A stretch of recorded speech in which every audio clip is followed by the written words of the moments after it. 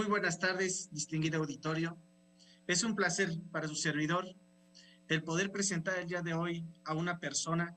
con un perfil, además de docente, con un perfil de investigador.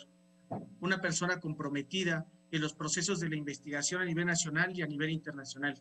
que tiene vinculación directa con el nuevo rol y el nuevo perfil de los docentes en relación a la formación de cuerpos académicos, publicaciones nacionales, internacionales, conferencias, gestión, administración, docencia, liderazgo en los procesos a través de la licenciatura, de la maestría y del doctorado.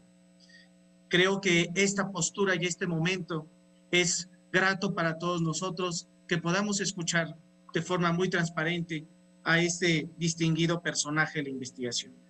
Del mismo modo, le agradecemos a CONICEN Investigar para Formar. De eso se trata este nuevo liderazgo con el que nosotros estamos trabajando. Efectivamente, nuestro compañero y distinguido doctor, que hoy nos va a hacer parte de una plática, Sergio Gerardo Málaga Villegas, con un currículum vitae de verdad de gran magnitud. A continuación, solicitamos la presentación de su currículum. Doctor Sergio Gerardo Málaga Villegas, investigador del Instituto de Investigación y Desarrollo Educativo de la Universidad de Baja California. Colaboró en distintas áreas de la Secretaría de Educación de Veracruz, asesor técnico pedagógico en la Subdirección de Escuelas Telesecundarias Federales, apoyo técnico pedagógico en los departamentos de titulación y de diseño curricular de la Dirección de Educación Normal, presidente de la Subcomisión de Investigación y Desarrollo dentro de la Comisión Estatal para la Planeación y Programación de la Educación Básica, perteneciente al Consejo Interinstitucional Veracruzano de la Educación, responsable del área de investigación en la Coordinación para el Mejoramiento de las Prácticas Institucionales, dependiente de la Subsecretaría de Educación Media Superior y Superior. Realizó docencia en educación básica y fungió como director comisionado en el subsistema de telesecundarias federales. De igual manera, ha sido profesor en educación superior en distintos programas de licenciatura y posgrados.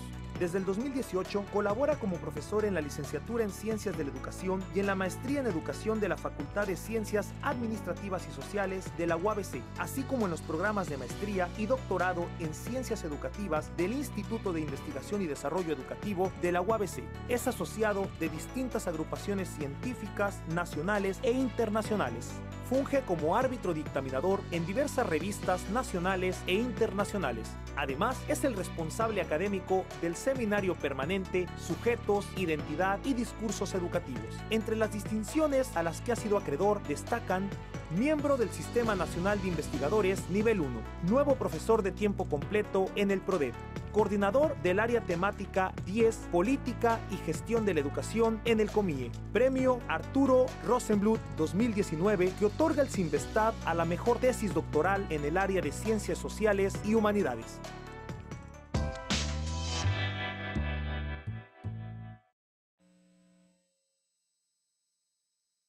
Bien, pues en este sentido, le cedemos la palabra al doctor para que pueda compartir con nosotros algo de su experiencia. Muy buenas tardes.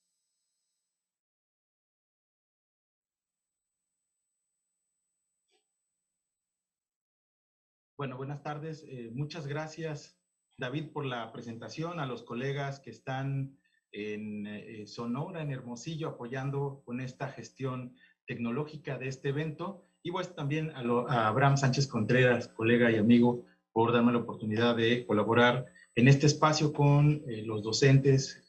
normalistas e interesados en la investigación educativa propiamente para educación normal. Voy a ir muy rápido porque tenemos poco tiempo y bueno, lo que quiero presentar con ustedes, en principio, es el título de esta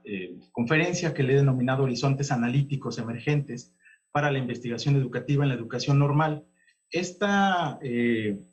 plática que ahora vengo a compartir con ustedes, pues tiene un antecedente. Este antecedente tiene que ver con un proyecto de investigación financiado por PRODEP, y este proyecto de investigación lo que hace un poco es analizar las condiciones en que se produce la investigación educativa en las escuelas normales a través de las tesis de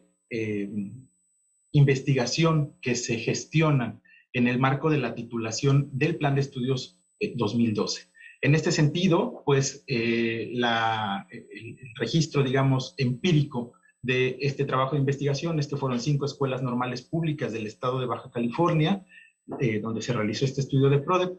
licenciaturas en educación preescolar y en educación primaria de 3 generaciones, un poco como para medir de qué forma esta implementación de política educativa estaba de alguna manera siendo pues puesta en acto, qué complicaciones tenía y demás. Se analizó un total de 63 tesis de investigación y un primer punto de arranque para esta charla que ahora quiero compartir con ustedes tiene que ver con las metodologías que se ocupan. Básicamente, 87% son tesis cualitativas, 7% cuantitativas y 6 tesis mixtas. Esto habla, digamos, de una suerte de verdad de la forma en la que se configuran en educación normal las tesis de investigación a través de cuerpos académicos, a través de los responsables de las áreas de titulación y demás. Ese es el antecedente de esta charla. En este sentido, una tesis de inicio que me parece que sería importante empezar a plantear en función de esta experiencia planteada con el proyecto PRODEP es qué tipo de,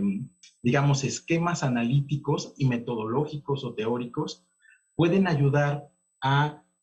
entrarle de una forma distinta, a leer de una forma distinta una realidad educativa conocida como la escuela o el aula, que es básicamente donde están dirigidos estos estudiantes normalistas que se están formando en escuelas normales, en este caso, precisamente para comprender desde un emplazamiento distinto, un emplazamiento metodológico y teórico distinto, pues lo que ocurre en esos espacios. Sabemos, seguramente ustedes han tenido la oportunidad de formar parte de comités sinodales, y aunque estas tesis de investigación tienen áreas de oportunidad, que las sabemos y las conocemos de sobra, una cosa que impera, seguro también les pasa en los contextos donde ustedes se desarrollan, es que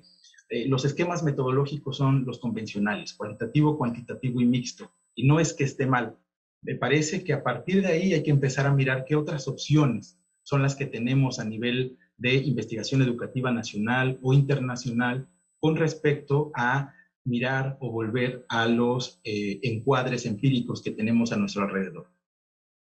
Bueno, este resultado que tenemos de esquemas metodológicos convencionales también es cierto que hay que decirlo, que es el resultado de condiciones institucionales, además de los esfuerzos académicos de muchos docentes de educación normal, precisamente para actualizarse y formarse de manera continua en función de los posgrados, las maestrías, las especialidades, los doctorados. Bueno, también el resultado de esfuerzos directivos y de estudiantes. En este caso, ya pasando al segundo punto, lo que quiero presentar ahora son algunos horizontes emergentes en la investigación educativa. Es decir, que hay algo más allá de lo cualitativo, lo cuantitativo y lo mixto. Un poco eso es, digamos, el corazón de esta presentación. En principio, aunque hay muchos más, me quiero concentrar en estos 4 un poco como para decir que no son metodologías y no son, digamos, corrientes teóricas, sino más bien estos 4 componentes se erigen como analíticas emergentes, es decir, una combinatoria entre elementos teóricos y metodológicos que no necesariamente van a resultar en la tesis de investigación en el extenso, en un capítulo denominado marco teórico o en otro capítulo denominado marco metodológico, sino que son tejidos argumentativos que ayudan a comprender ciertas realidades. Ejemplos de estas analíticas emergentes está la interseccionalidad, la teoría de la complejidad, el análisis político de discurso y el análisis del discurso intercultural, entre otros. En este caso, estas analíticas pueden entenderse como formas de investigación que se apropian de diferentes perspectivas, aportaciones, posicionamientos teóricos, metodológicos, epistémicos, precisamente para comprender una misma realidad educativa, en este caso que es la que le interesa a la educación normal, pero desde un emplazamiento distinto. Una característica que tienen estas analíticas emergentes es que son eclécticas, y este eclecticismo puede ser entendido como la recuperación de teorías, componentes conceptuales de distintas disciplinas y teorías que pueden estar imbricadas y tejidas en el marco de la configuración de un proyecto de investigación en este caso, o de un anteproyecto en el caso de los estudiantes de educación normal, que después seguro se va a convertir en un trabajo de investigación más extenso. Bueno, en el caso de esta presentación decía yo que me voy a concentrar solo en estos dos ejemplos para un poco como compartir con ustedes cómo están elaboradas estas perspectivas analíticas o estas analíticas, y al mismo tiempo, hacia el final ya de la presentación, me interesa un poco que también podamos sentar las bases de qué tipo de analítica es la que puede funcionar propiamente para educación normal en el marco de las condiciones en las que la educación normal y la educación básica mantienen un vínculo irresoluble también. Bueno, entonces me voy a concentrar en este caso en dos analíticas emergentes, que es el análisis político de discurso y el análisis del discurso intercultural. En esta parte voy a ir muy rápido porque realmente la intención es que ustedes puedan ver cómo están configurados y cuál es su potencia en un momento dado. Bueno, el análisis político de discurso es una analítica posfundacional, cuando menos así se ha planteado. Es de alguna manera su centro no está en establecer las causas y las consecuencias de un evento educativo o escolar, sino más bien conocer qué es lo que ocurre en el marco de las resistencias, las tensiones, las formas de organización propiamente dichas y que derivan de alguna manera en una voluntad política de actuar, no actuar y configurarse en un determinado marco identitario escolar o un marco identitario profesional. Este análisis político y discurso, bueno, se nutre de distintos presupuestos ontológicos y epistemológicos y de alguna manera da cuenta de determinados actos de la decisión.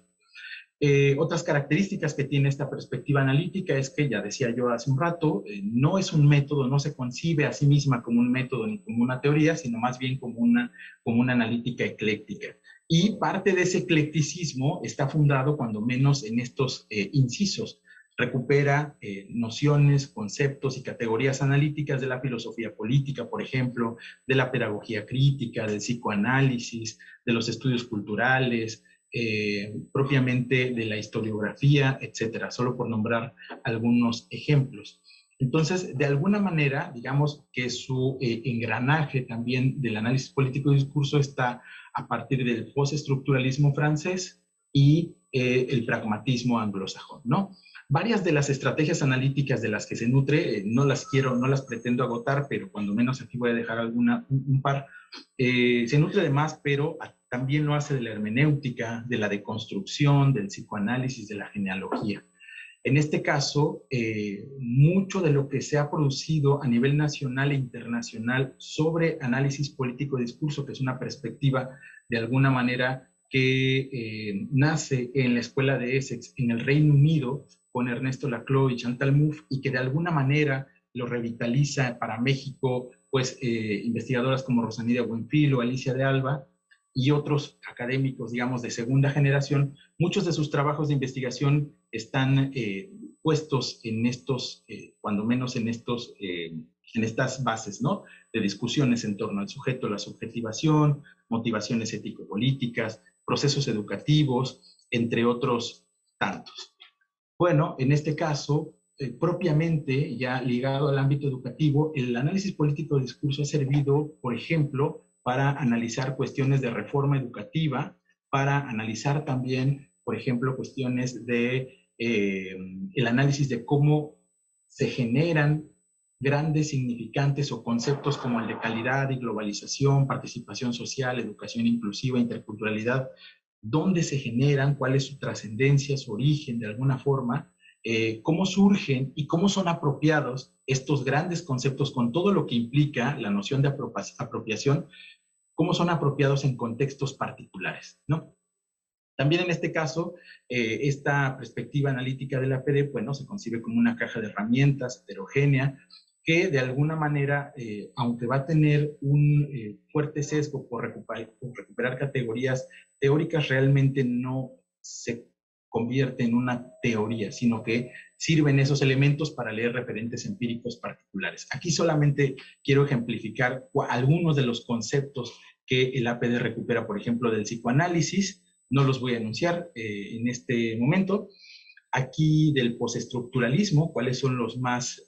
evidentes, cuando menos, que en los trabajos de investigación que se han realizado, por ejemplo, en el Departamento de Investigaciones Educativas, en el propio Instituto de Investigaciones Histórico-Sociales de la UB, en otras universidades, por ejemplo, en la UAP, y en otras universidades, digamos, del país y de América Latina, en las que se recupera esta apropiación analítica para entender determinados espacios. Bueno, en términos muy concretos, si nosotros pensamos en educación normal, nos podríamos hacer la pregunta que no es ingenua, ¿de qué forma el análisis político de discurso puede ayudar a la educación normal a ver, por ejemplo, determinados problemas educativos que pasan en esa relación entre el docente normalista que se está formando en esa escuela normal y lo que ocurre en ese contexto en particular? Bueno, se pueden realizar, por ejemplo, analizar los ejercicios de poder o prácticas de resistencia entre directivos y docentes, por ejemplo, en el marco de la implementación de una política educativa. La forma en la que se relacionan directivos o funcionarios o estudiantes y docentes en los salones de clase, precisamente para entender no solamente qué estrategias son las que ayudan a favorecer un determinado perfil o logro educativo, sino de alguna manera comprender qué es lo que ocurre en el marco de la decisión de estos sujetos de querer o no apoyar, digamos, en este proceso. De alguna manera, se concentra también, podría ayudar el análisis político de discurso a analizar la micropolítica institucional, a comprender los procesos de inclusión y exclusión o las formas en las que los sujetos se adaptan a ellos, y, bueno, de alguna manera, los imaginarios que están presentes en educación normal y en educación básica en el marco de la formación inicial en este caso. Bueno, ahí hay otros ejemplos, operaciones de identificación o de desidentificación de docentes, directivos, alumnos, padres de familia, etcétera, que de alguna forma están ligados a contenidos curriculares, a las propias prácticas, a las consideraciones, digamos, ya más finas de la relación entre personas y subjetividades, de alguna manera. Bueno, en este caso, a partir de aquí, digamos, voy a empezar con el caso 2, que era el análisis de discurso intercultural, al menos así planteado. Esta perspectiva también tiene un matiz, digamos, ecléctico, considera para su configuración los matices epistemológicos, históricos y metodológicos, particularmente de los estudios de lo cultural. ¿Qué incluye los estudios de lo cultural? Pues los estudios culturales anglosajones, los latinoamericanos, los ingleses, los estudios postcoloniales, decoloniales. De alguna manera, en un término, digamos, paralelo, el análisis del discurso intercultural opera más o menos como el APD, y el análisis del discurso intercultural, su principal foco es la manera en la que se desarrollan determinadas prácticas culturales en espacios, por ejemplo, escolares o no escolares, o en espacios educativos más amplios. Ojo, que no están ligados necesariamente a una cuestión fenotípica de asumirse como población indígena o no, sino de cómo la diversidad se está expresando a través de las distintas personas, cuáles son, digamos, esas tensiones que hay entre determinados actores educativos para, decíamos hace rato, mantener, digamos, ese logro educativo. Son dos ejes básicos los que configuran este análisis del discurso intercultural, y es el ontológico y el epistemológico, uno para comprender el ser de eso que se quiere estudiar a partir de, bueno, pues distintas herramientas analíticas en las cuales no me voy a detener ahora, y el epistemológico un poco para conocer en términos ya contextuales cómo se está construyendo, se está produciendo conocimiento en espacios, digamos, muy particulares. De alguna manera, esta perspectiva, decía yo, que opera en paralelo al análisis político de discurso, y en este sentido, pues, podríamos decir entonces también que esta perspectiva tiene un estatus de antidisciplina. Podríamos pensar también que esta perspectiva analítica emergente es un brazo de los estudios del discurso, es un tipo de análisis del discurso, pero al mismo tiempo es una beta, digamos, emergente para comprender las nociones propias de cultura o prácticas culturales, ¿no?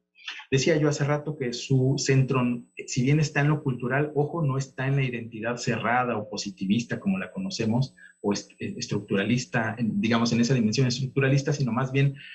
comprender cómo las personas en sentidos más amplios desarrollan, asumen, practican determinadas formas de vida dentro del campo de lo social.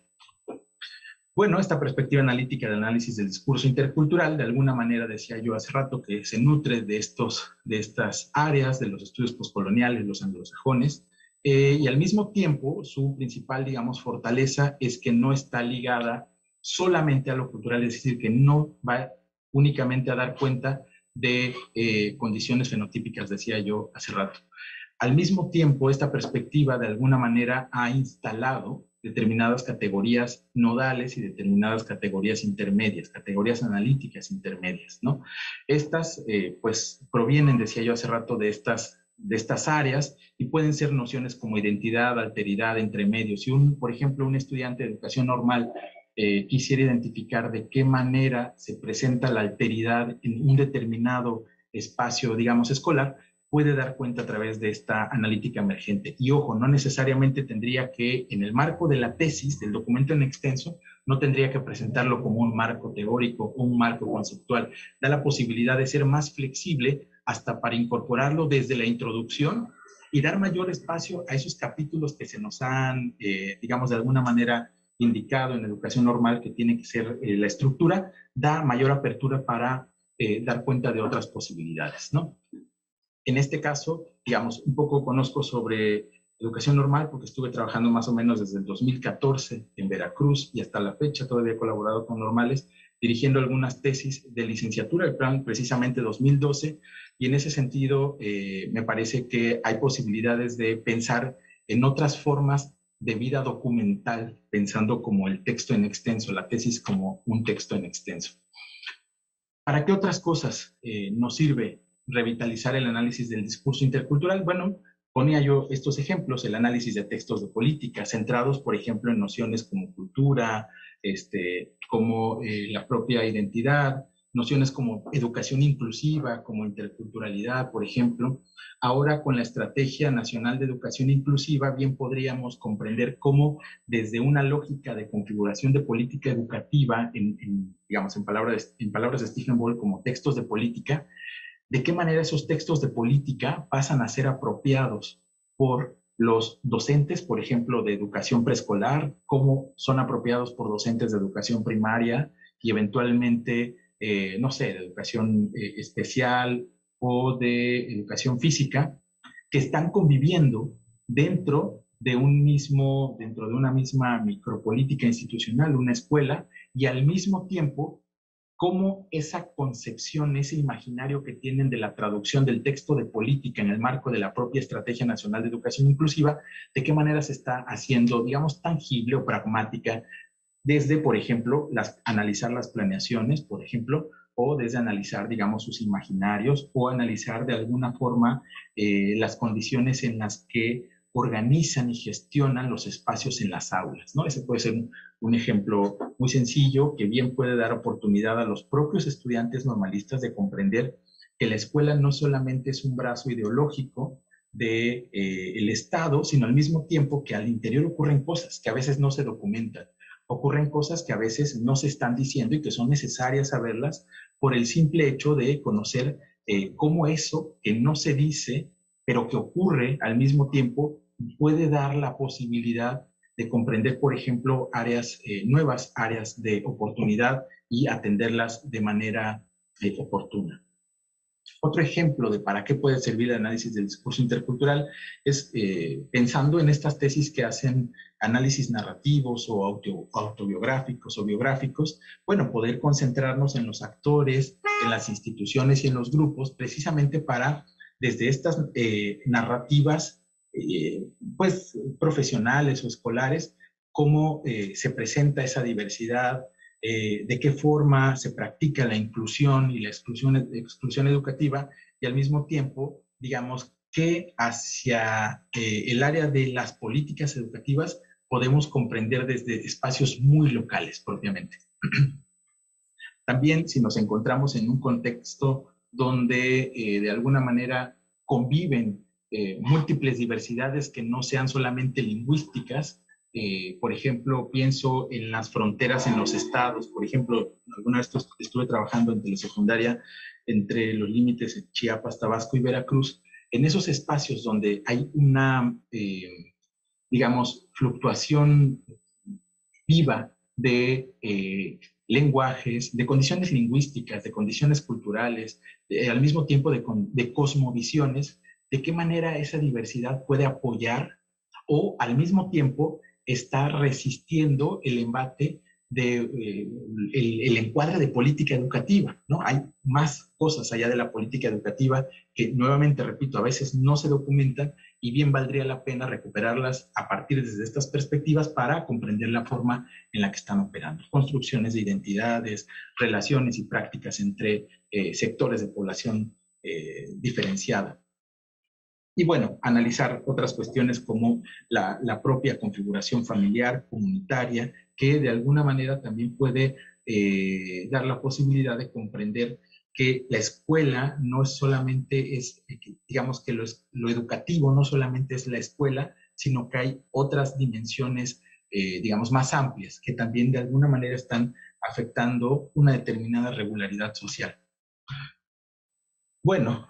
una de las cosas que también tenemos que decir en este contexto de estas, cuando menos 2 de las 4 analíticas emergentes que presentaba desde el diagrama primero, es que también tienen críticas estas analíticas, y hay que decirlas, ¿no? Se perciben desde afuera como críticas, como analíticas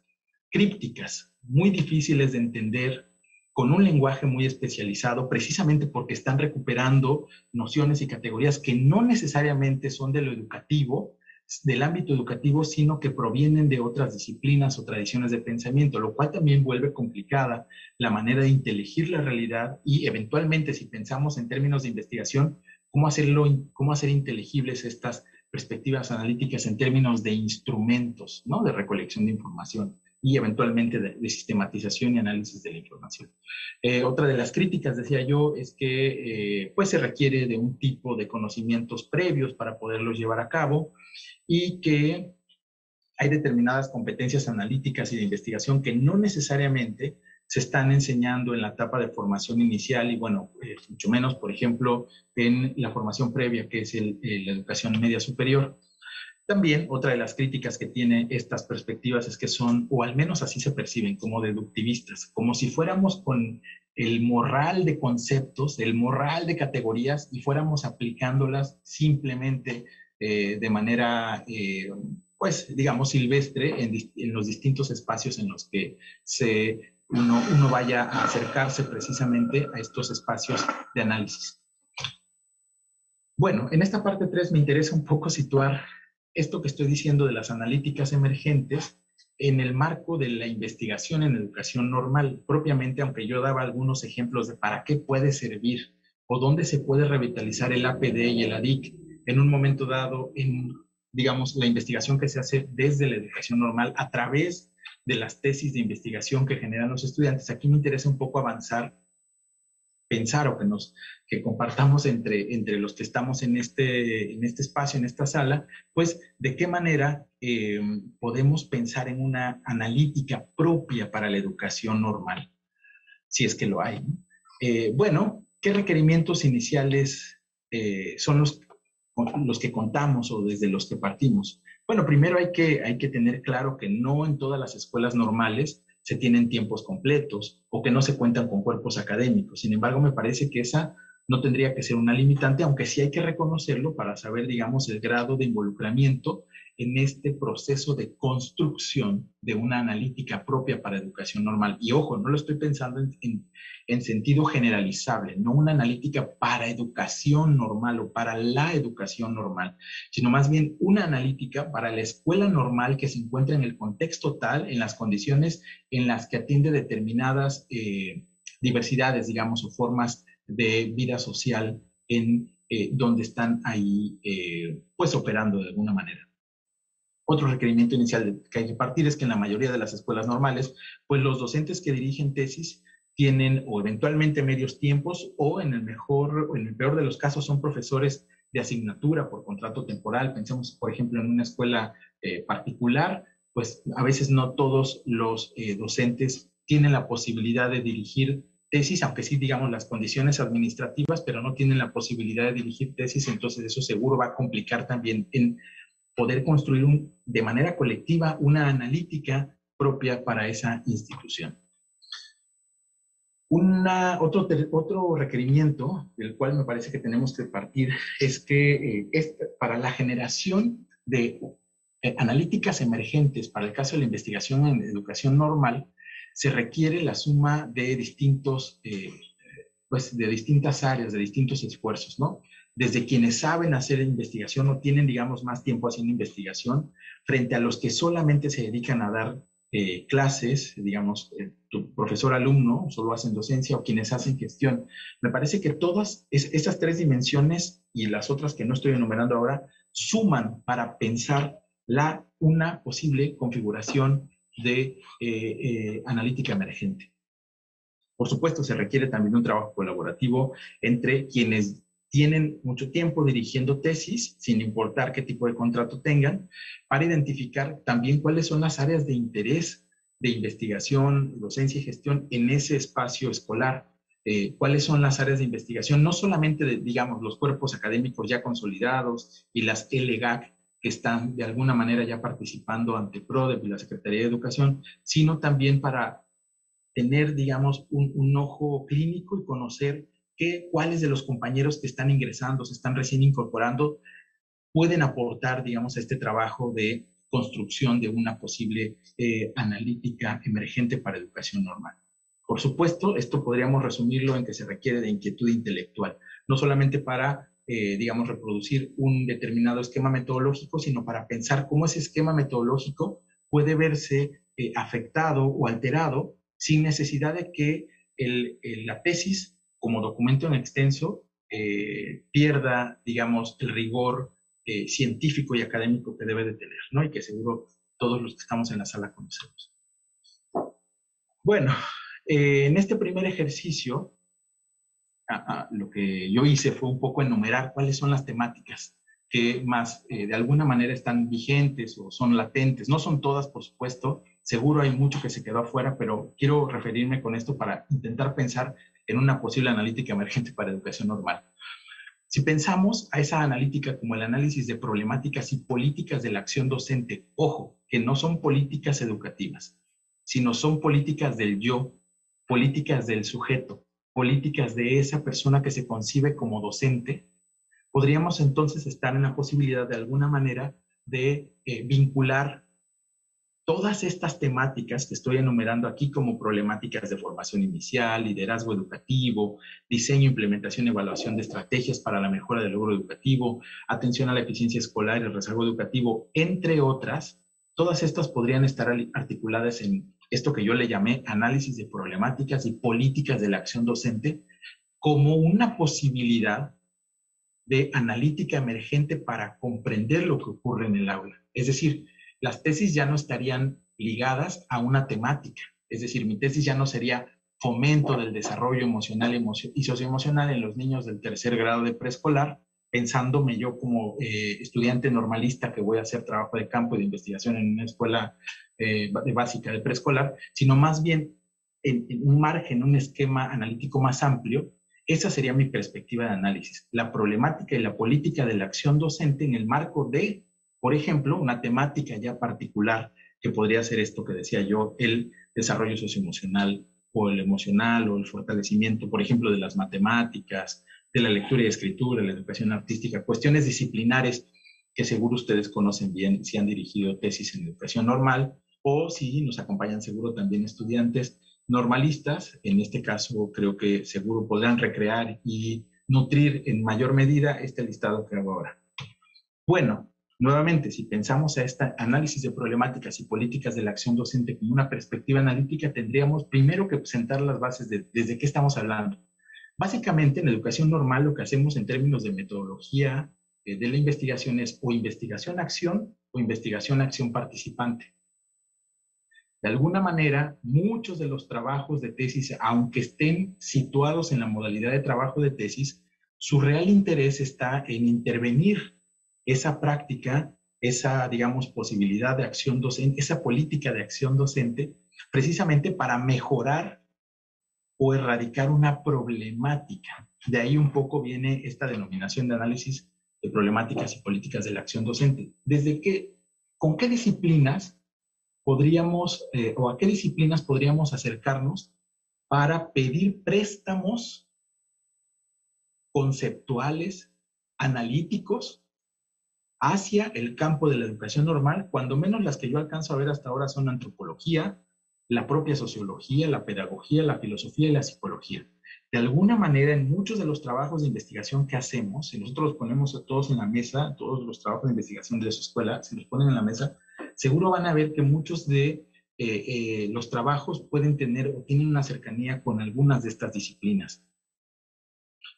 Esa emergencia propiamente de la perspectiva tendría entonces que estar recuperando, por ejemplo, alguna corriente de pensamiento de la antropología en sentido ecléctico, más, por ejemplo, pedir prestado una categoría analítica de la filosofía y eventualmente una categoría analítica de la sociología. Por ejemplo, hay algún trabajo, seguramente les ha tocado leer algún trabajo sobre hábitos y praxis. Bueno, pues eso es de alguna forma, son conceptos que están prestados, están siendo prestados por otra disciplina al ámbito educativo precisamente para comprender de qué manera se presenta el hábitus en determinado contexto particular o cuáles son las problemáticas, por ejemplo, de la constitución de un hábitus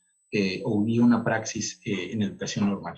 Es un ejemplo, básicamente. ¿Con cuánto tiempo se cuenta? Porque esa también es otra de las cosas que de alguna manera pueden ser un obstáculo, ¿no?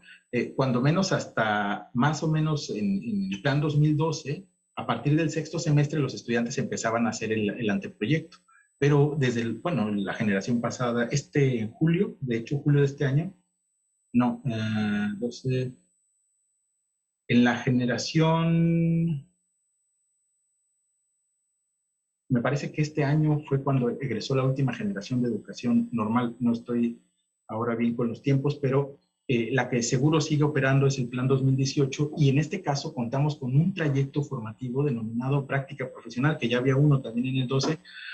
pero aquí desde el primer semestre se está planteando este curso, esta asignatura de herramientas para la investigación educativa. Desde ahí me parece que en educación normal o en las distintas instituciones, en los distintos planteles, se tienen altas posibilidades de poder explorar, decía yo, esta perspectiva a la cual yo le llamé así, pero ustedes pueden denominarle como sea. Y lo que quiero decir con esto es más bien que podamos arriesgarnos como directores de tesis, como académicos de tiempo completo en educación normal que hacemos investigación, que podamos arriesgarnos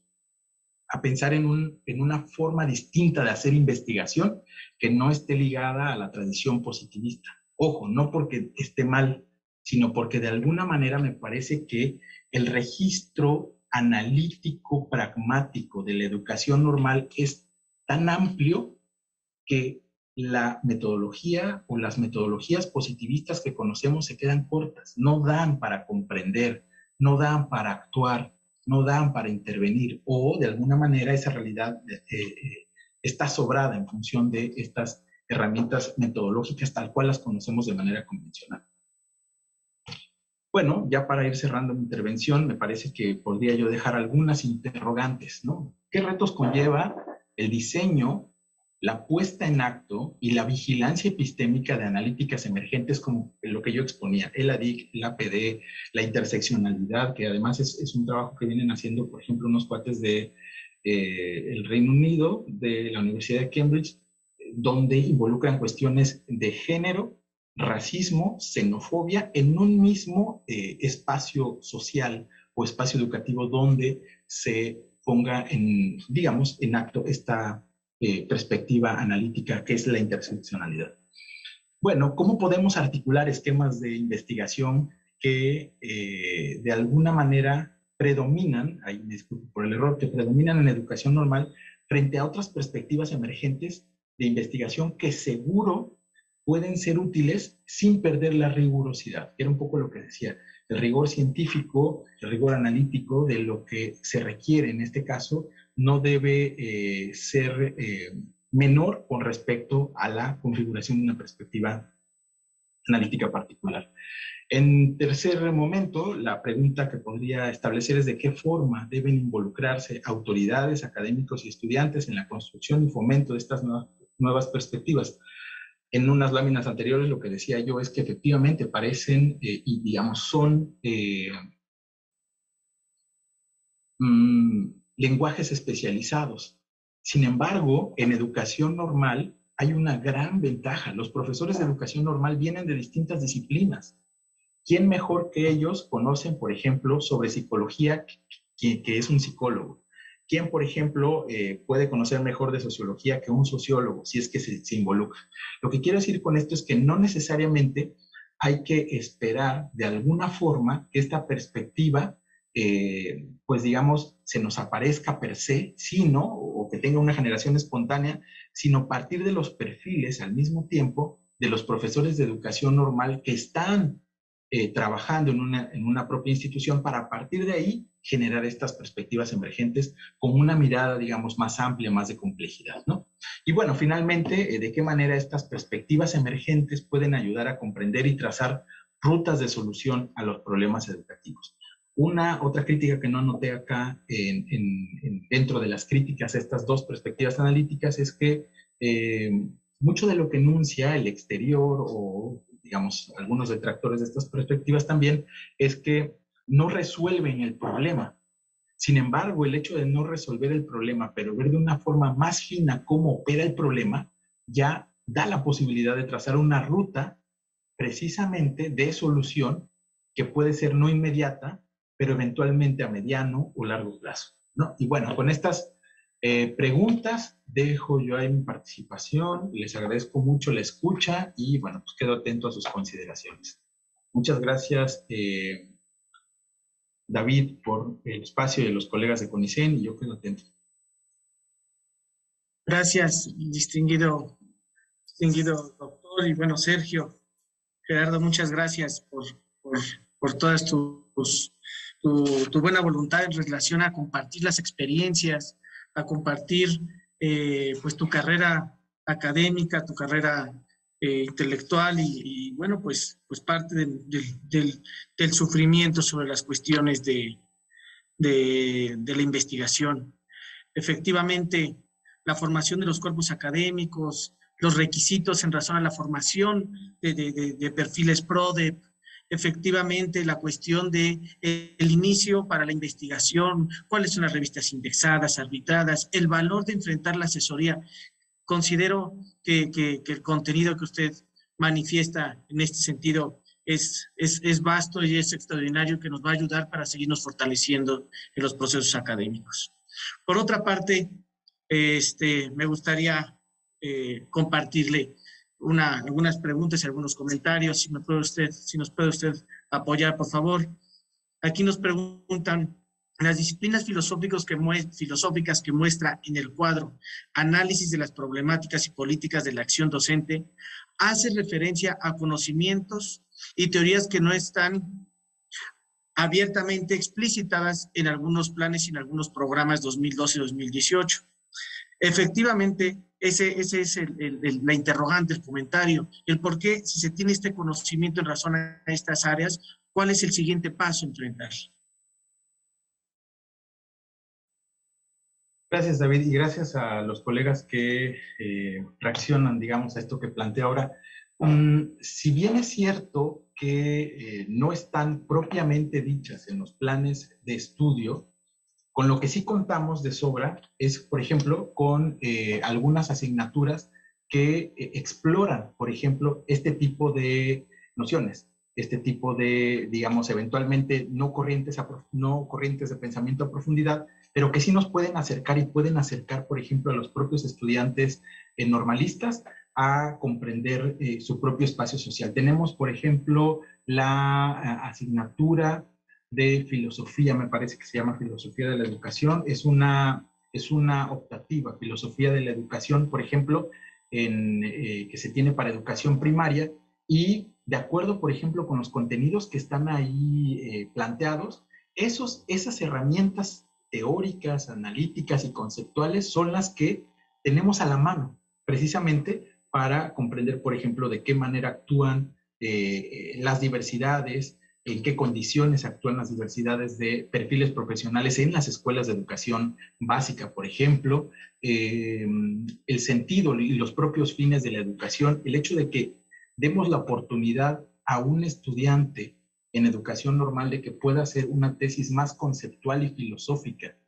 frente a una que tenga que resolver alguna problemática que seguro también es urgente, creo que abre el registro de competencia en investigación para los propios estudiantes egresados o que van a egresar de educación normal y que van a tener una actividad propia, en el mejor de los escenarios, en sus espacios educativos, ¿no? Educación conservadora, progresista, es decir, hay, más allá de Vygotsky y de Piaget, hay muchas cosas más, que son, digamos, esos dos componentes que casi siempre están fluctuando en las tesis de investigación, ¿no? De educación normal, de primaria y preescolar, que es lo que conozco más. Puedo dejar ahí el comentario. Gracias, David. Gracias. Efectivamente, Sergio, coincidimos con relación a estas aportaciones que nos comentas. Incluso el rebasar esos límites de bibliografía basada en, a lo mejor en los planes y programas como lo comentas, y buscar estas nuevas estrategias de investigación en otras áreas del conocimiento, hablando también de lo multidisciplinario de los procesos. En otro sentido, efectivamente nos preguntan que el cambio de este paradigma específicamente, en razón a los procesos con los que nosotros adquirimos conocimiento, para maestros que tienen más de 15, 20 años de experiencia, lo comenta así la maestra Elizabeth Contreras, ¿a dónde podemos acceder a este nuevo conocimiento? ¿Cómo podemos fortalecer estas nuevas opiniones? ¿Cómo cambiar este paradigma con el que se nos ilustró a nivel licenciatura? Gracias, David. Me parece bien interesante la pregunta porque fíjense cómo nosotros también desde donde fuimos formados parece que le estamos dando menos valor a la experiencia que tenemos como profesionales en las aulas frente a lo teórico. Un poco vuelvo a estas críticas que se le hacen a estas perspectivas. Me parece que la propia experiencia que pueden tener estos profesores de educación normal, los formadores de formadores en sus espacios que tienen ya mucho tiempo trabajando en estos espacios, desde ahí, desde la experiencia, pueden generar, digamos, estas posibles rutas de análisis. Por ejemplo, seguro no es lo mismo que tengamos un director de tesis que tenga el grado de maestría, haya recién ingresado a una escuela normal y tenga que dirigir el trabajo de investigación de un alumno, que un profesor con mayor antigüedad, que puede que no se haya formado, digamos, en estas metodologías tan conocidas por todos, pero que de alguna manera puede aportar su experiencia en comprender cómo ocurren los procesos, cómo ocurren, digamos, las prácticas, más allá de lo que se puede ver, documentar, grabar, observar, tomar nota en el diario de observación o en el diario de campo de los estudiantes. Imaginemos, por ejemplo, una tesis de investigación que pueda estar ligada frente a la manera en la que la práctica, digamos, el logro educativo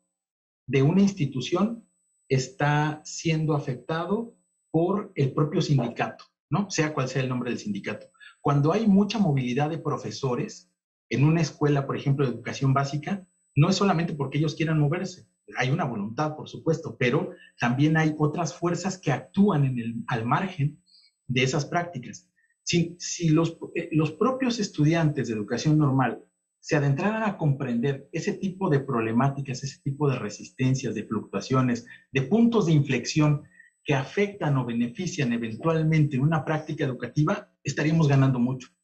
Y en ese contexto me regreso a la pregunta de la colega. Creo que ahí la experiencia es clave, la experiencia como formador de formadores, y al mismo tiempo, yo creo que ya en términos más pragmáticos, lo último que podría decir es que tenemos a la mano ahora un montón de seminarios, webinars y otras cosas a través del Internet con las cuales podríamos empezar a tensar lo que nosotros sabemos frente a lo que nos gustaría conocer. Gracias, David. Gracias. Efectivamente, esta vinculación con las redes de investigación, esta comunicación continua con la cuestión de la búsqueda en revistas indexadas, en revistas arbitradas, nos va a permitirse cambiar este concepto y este paradigma que es uno de los comentarios que más se observan en el contenido de las preguntas. Bien,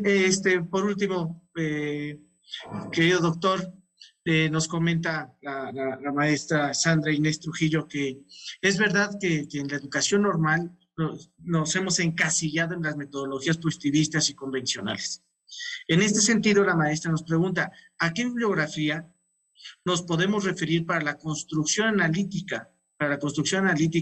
en razón a esta cuestión emergente, como el API y el ADI, sin perder el rigor metodológico? Para continuar con esta cuestión metodológica, ¿cuáles serían estas recomendaciones bibliográficas para que puedan seguir construyendo conocimiento y podamos continuar incluyéndolas? Gracias, David. Voy a responder esa pregunta en dos sentidos. Primero, diciendo que es bien importante que en la propia escuela normal no se desprecie lo que ahí se produce. Me voy a explicar. Hay muchos trabajos de investigación, por ejemplo, de estudiantes que están por egresar, que hablan sobre, por ejemplo, lectura y escritura. Pero no hay ningún trabajo de lectura y escritura referenciado de sus compañeros de generaciones anteriores, que seguro también han trabajado alguna dimensión del fomento de la lectura y la escritura. Eso es una cosa importante un poco para comprender cómo hasta en los mismos espacios ese fenómeno ha ido transformándose, cambiando y demás. Un poco a nivel pragmático de la tesis, de la hechura de la tesis, lo que podría decir entonces es no despreciar lo que se hace en la misma institución y los equipos docentes al interior de las escuelas normales. Y en segundo lugar, lo que puedo contestar al respecto de lo que nos pregunta Sandra es que mucha de esta bibliografía sobre el APD y el ADIC está, por ejemplo, en instituciones como el CINVESTAB, el DIE, el CINVESTAB, el Departamento de Investigaciones Educativas, el propio Instituto de Investigaciones sobre la Universidad de la Educación de la UNAM, que de alguna manera son esas entidades que tenemos como de referencia a nivel nacional y eventualmente a nivel internacional. Entonces, lo que yo diría ahí es, démonos la oportunidad como docentes, directores de tesis, como cuerpos académicos, como equipos docentes de investigación, démonos la oportunidad de explorar la investigación que de alguna manera lleva la punta de lanza a nivel nacional, que podría yo decir en este momento, de manera muy centralista lo estoy diciendo, el DIE, el CINVESTAB y la UNAM, pero seguro hay otras. Está la Universidad de Guadalajara, está la propia Universidad Veracruzana, hay muchos equipos docentes que se están articulando para fomentar la investigación de colonial y poscolonial en distintas universidades en Chiapas, en Oaxaca, que no necesariamente están en el centro, ¿no? Bueno, ahí yo dejaría mi intervención y les agradezco en mucho sus comentarios, David, a ti, la moderación y al equipo de CONICEN por este espacio para socializar con ustedes. Un saludo desde Ensenada, Baja California, y pues gracias. Pues muchas gracias, Sergio. De verdad es un placer escucharte. Le solicitamos al responsable de CONICEN si puede poner, compartir en la pantalla el reconocimiento a tan distinguido compañero de trabajo. Cuarto Congreso Nacional de Investigación sobre Educación Normal, CONICEN. Investigar para formar. La Dirección General de Estudios Superiores para el Magisterio, a través de la Secretaría de Educación y Cultura de Sonora, otorga el presente reconocimiento a Dr. Sergio Gerardo Málaga Villegas por haber impartido la conferencia especial titulada Horizontes Analíticos Emergentes para la Investigación Educativa en Educación Normal. Alcance, Hermosillo, Sonora, 24 de junio del 2021. Doctor Mario Chávez Campos, director general de la Dirección General de Educación Superior para el Magisterio. Profesor José Víctor Guerrero González, secretario de Educación y Cultura de Sonora.